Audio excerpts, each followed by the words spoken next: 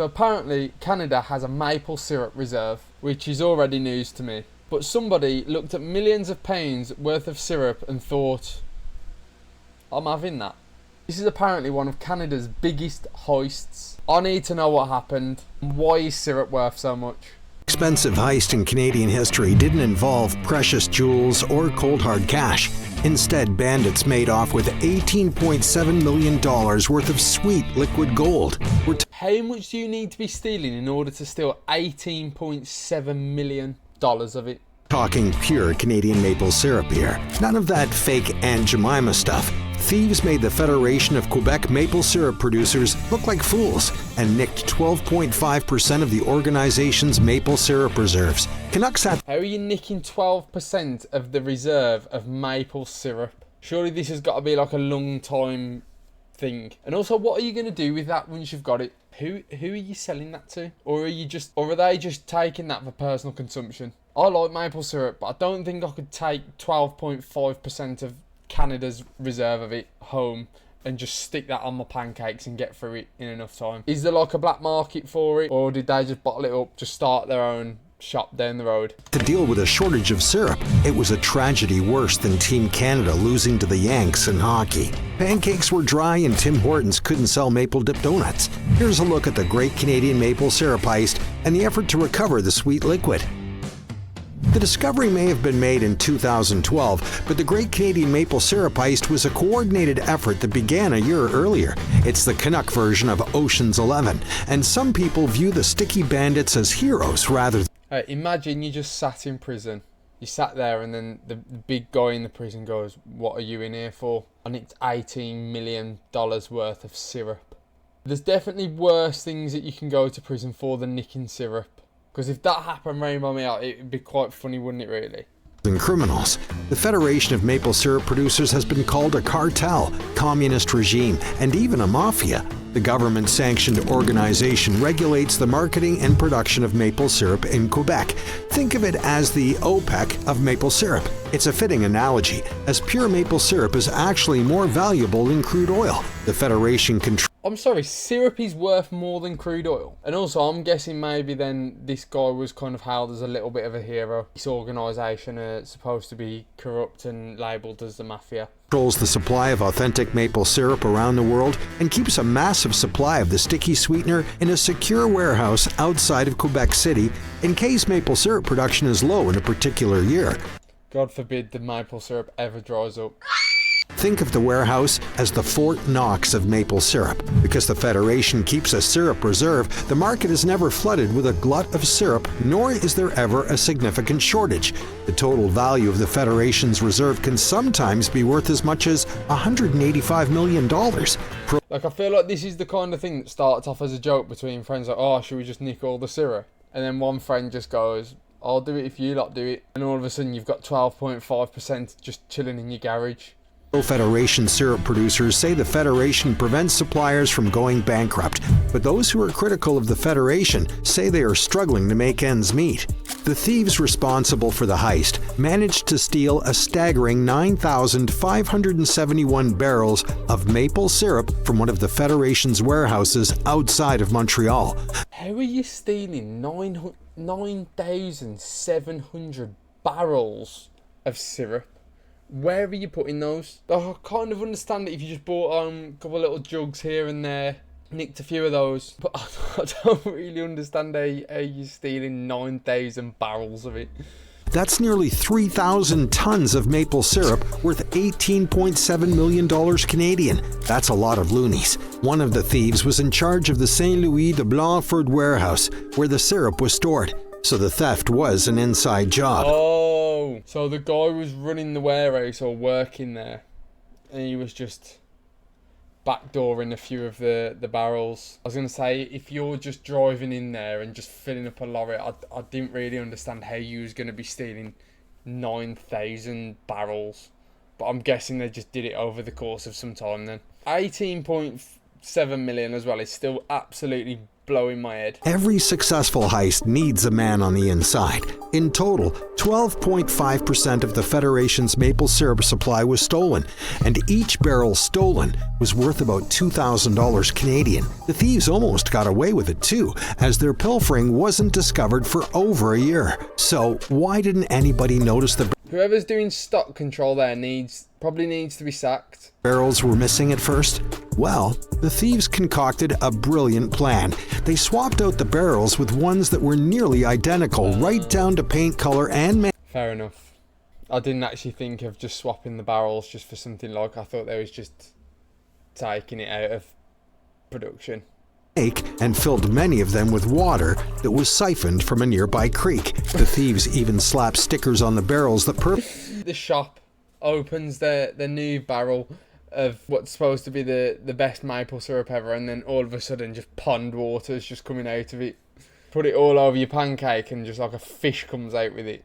perfectly matched those put on by the Federation of Quebec Maple Syrup Producers. The stamps looked official, and at first glance, everything seemed right. Federation inspectors didn't catch on until some of the barrels started to rust. You see, maple syrup won't make metal rust, but water will. When the Federation inspectors dug deeper, they noticed that some of the barrels were actually empty, and one inspector almost fell to his death climbing a pile of barrels. If they were filled with syrup, they would have been much heavier and therefore stable enough to climb. In addition to swapping out the barrels of syrup for identical ones, the criminals also siphoned some of the syrup into entirely new barrels. What was left was water-filled knockoffs and empty original barrels. The thieves got greedy, and eventually swapping out every barrel became too time-consuming. The thieves transported the nicked syrup via tractor trailers and sold it to an exporter in New Brunswick. The exporter then sold the delicious confection on the black market. I was going to say, there's got to be a black market in here somewhere.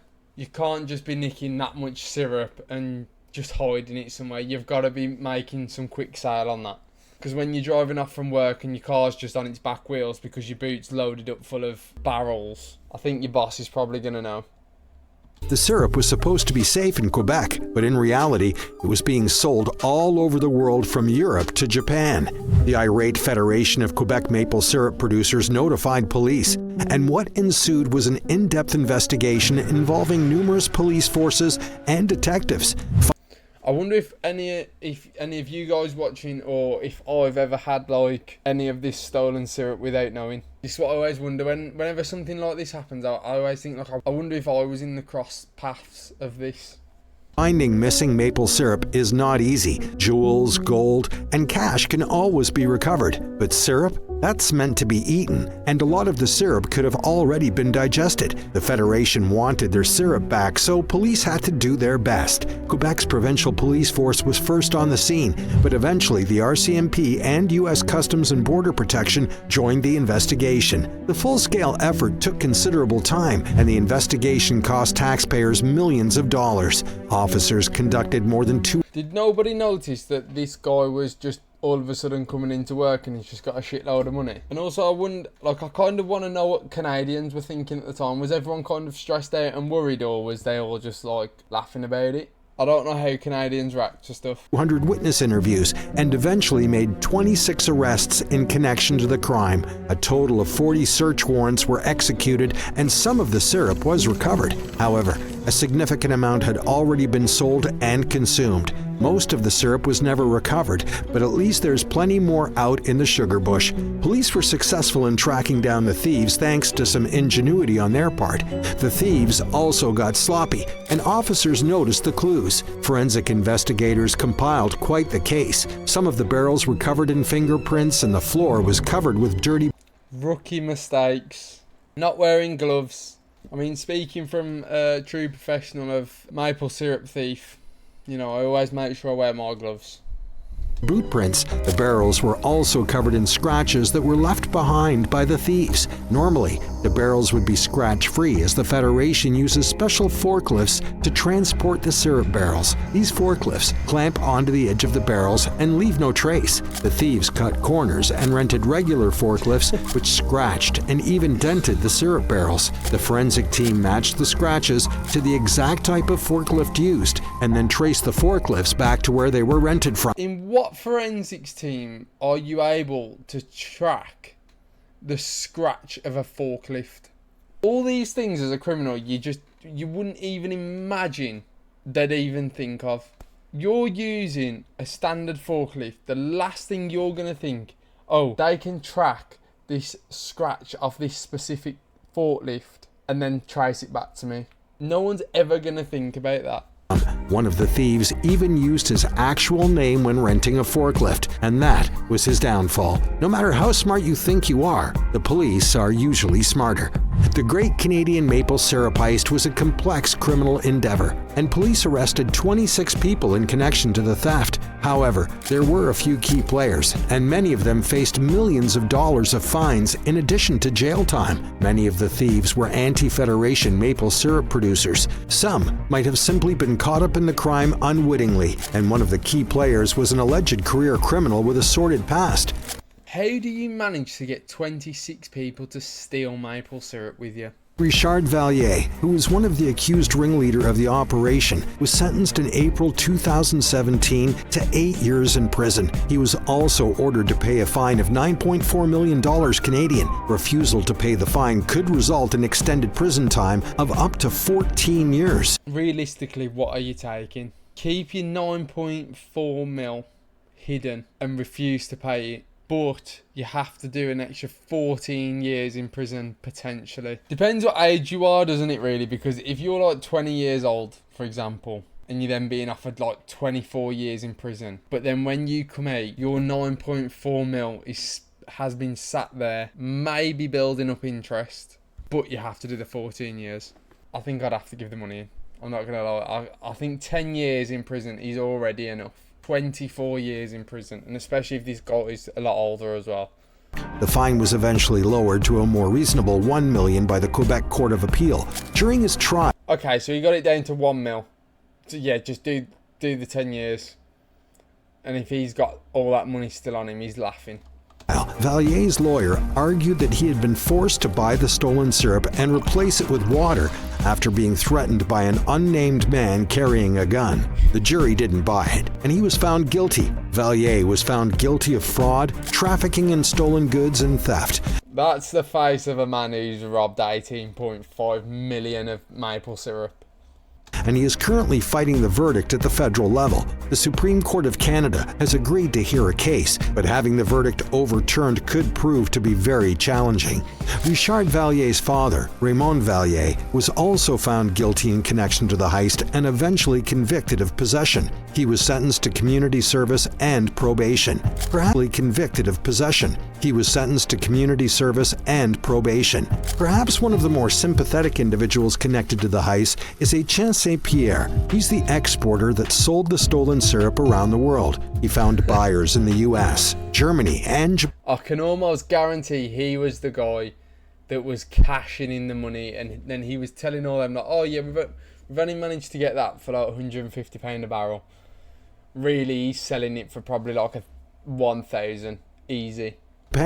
However, many people have come to his defense, and he says his conviction was simply a result of the Federation of Maple Syrup Producers wanting to shut down his business and have control of 100% of the syrup in Canada. St. Pierre was sentenced to a jail term of 2 years minus 1 day to be served in the community. He was also sentenced to 3 years probation. He's gotten away quite lightly, really. Avik Caron, the insider whose spouse owned the Federation warehouse that the maple syrup was stolen from, was sentenced to 5 years in prison, plus a $1.2 million Canadian fine. The maple syrup heist wasn't Caron's first brush with the law, and unlike the other people involved in the heist, he was not involved in maple syrup production. Prosecutors claimed that when Caron saw all that syrup in his warehouse, he knew he was sitting on a gold mine, and reportedly took advantage of the situation. There were reports that other members of the heist team started to get nervous as the operation went on. Caron reportedly had ties to the Italian mafia, and Vallier claimed that if he spoke out about the operation, that Caron would shoot him. Caron even reportedly said to Vallier, "I know where you live." Reports show that Caron exploded with anger when he was sentenced to jail time by the judge. Caron swore at the judge, banged on a door, and even tussled with a guard. Sébastien Jutras. This guy looks like he was keeping it for himself. He said he was trucking it out of there, but he was keeping a barrel. That is the face of a man who loves maple syrup. This is the face of another one. Trucker involved in transporting the stolen syrup served 8 months in prison. He allegedly introduced Caron to Richard Vallier. Jutras claimed he had no idea the syrup was stolen and that he was simply hired to transport the product. There is a long history of tension between... Why couldn't they just... Because maple syrup, it does just come straight from the tree, doesn't it? Why couldn't they just go out to their trees with their own barrels, put a hole in there and just keep it for themselves that way? Smaller maple syrup farmers and sellers who were in favor of the Federation of Quebec Maple Syrup Producers. Smaller farmers regularly have tussles with Federation inspectors, and some say the Federation uses intimidation and threats to run them out of business. Yeah, I'm glad these guys got all their syrup robbed. Support the smaller farmers, that's what I say. In the early 2000s, 3 regional officers of the Federation of Quebec Maple Syrup Producers had their sugar shacks burned down. Arson was the cause, and that led to speculation that the culprit was an anti-Federation maple syrup grower. The maple syrup battle has been raging on for decades, and it likely won't end anytime soon. Did you know that the Federation of Quebec Maple Syrup Producers has a near monopoly on the industry? Right, so does anyone else want to do another heist? Because 18.7 million's at stakes here. And these guys don't seem like good guys anyway. The vast majority of the real maple syrup sold around the world is produced by the organization. Alright, so that was just a little quick one, to be honest, because I saw the video come up and I thought, I don't understand how you steal $18.7 million worth of syrup. But there you have it. It's 9,700 barrels and 26 people later. But yeah, if there's any more kind of weird stories like this that you know about, that you want me to know about, just let me know in the comments, because I wanna hear about all this shit. Anyway, I will see you on the next one. See you later.